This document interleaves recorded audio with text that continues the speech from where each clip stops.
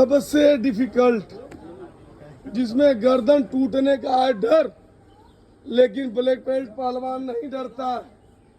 कहता है कि जो हार गया समझो मर गया।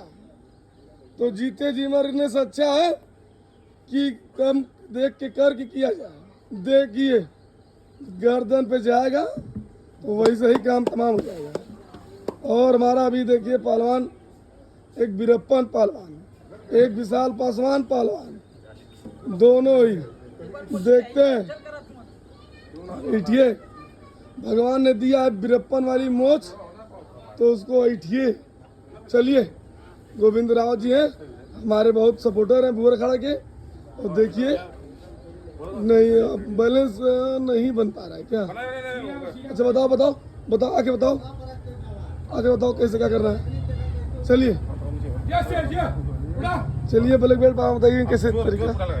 चलिए लगा दीजिए, नहीं हो पाएगा। चलिए विशाल जी बहुत उठाते हैं। विशाल पासवान जी लगाइए ताकत, देखा जाए किसमें है कितना दम। आ जाए हमारे दम। आइए भूर अखाड़े पे, आइए भूर अखाड़े पे, आइए भूर अखाड़े पे। मारिए विशाल पासवान जी, मारिए विशाल पासवान जी, मारिए, लगाइए। चलिए इसमें असफल रहे, इसको दोबारा मारने की कोशिश कर रहे हैं। चलिए मारिए, चलिए। अरे तेरी के, बहुत सही।